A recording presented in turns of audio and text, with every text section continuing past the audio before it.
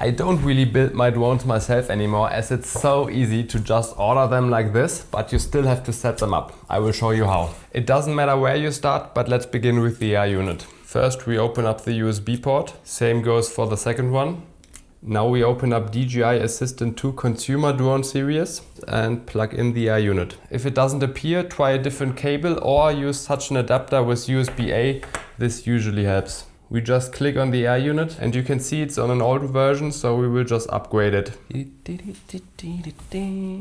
Oh, it's finished. For the next step, we need to install the antennas and the battery, and don't have the props installed if you do this. We just plug it in.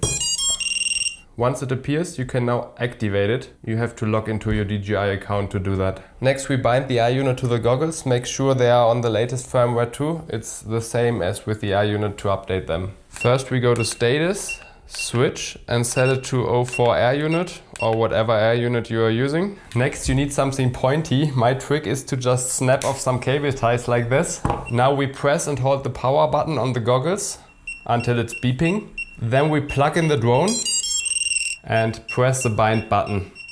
Done. Now if you live in Europe, you are limited to 25 milliwatts, which is not a lot. You will lose signal if you go too far. But if you live in an FCC country, you can go up to 1200 milliwatts. Only if you live in such a country, I will show you how to do it. You need a file that says hem CFG support, it's empty inside, and you drag it to the SD card of your goggles. If you don't have it, just download it online. Then you plug in the SD card into your goggles, turn it on, and that's all you have to do.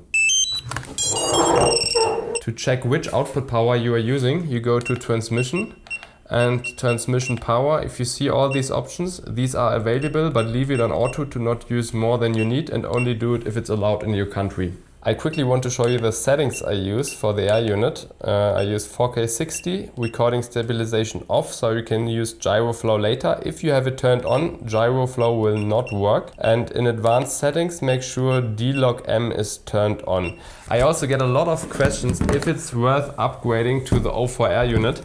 And honestly, if you want to film with it, it's great. You should definitely upgrade. But if it's just for viewing it in your goggles and you have a second camera mounted, it's probably not worth the upgrade and you can use the 03 or any other Air Unit. The next part we will set up Betaflight and connect it to our controller. If you don't use a TBS, just skip this part. I'm using the TBS Tango 2 and first let's update it. You just type in TBS Agent Web. Once you're signed in, link USB device and here we go, we find it.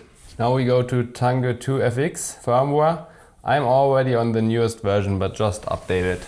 Next we want to bind it to the drone. Press menu for more than a second, go to TBS Agent Lite and we go to Tango 2, set it to bind. Next we plug in the battery.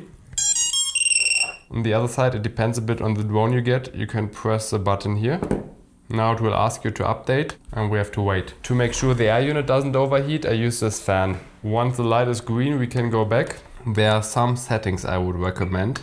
First, make sure to go to radio settings and set max power to 1 watt if that's allowed in your country.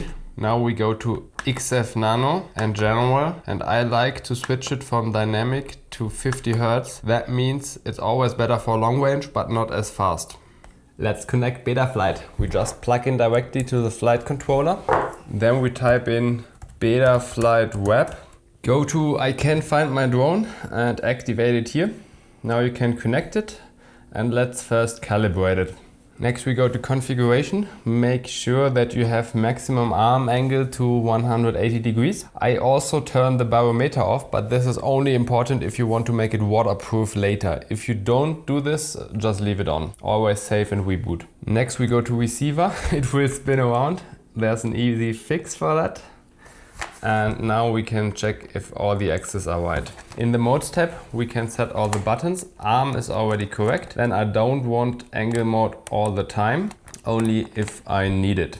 I also want to set up GPS rescue. You can put the buttons wherever you want or just copy what I do. Beeper is really important to find back the drone and also flip after crash. This saved my drone a lot of times. When you lose it somewhere and it's flipped over, you can flip it back. These are all the changes I made. You can just copy them, click save. Next we want to activate return to home. First we need to go to stage 1 and set the angle mode. For this we go back to the modes tab, check where angle mode is, around 1800.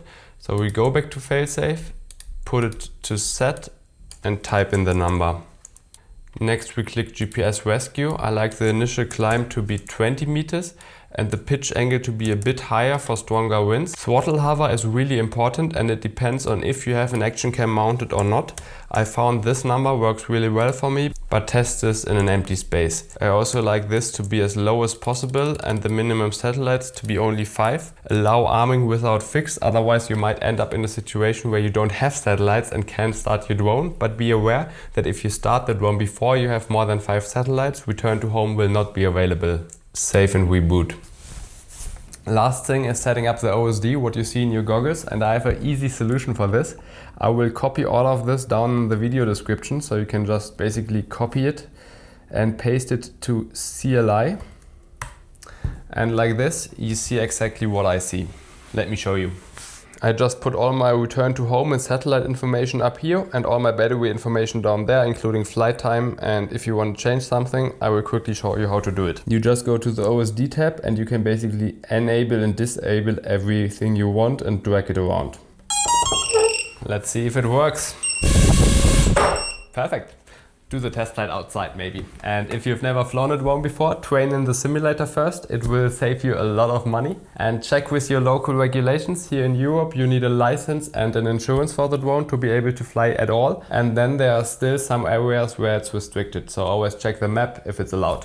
Enjoy flying. I forgot something. If you want to know how to make your drone waterproof, click the link down in the description.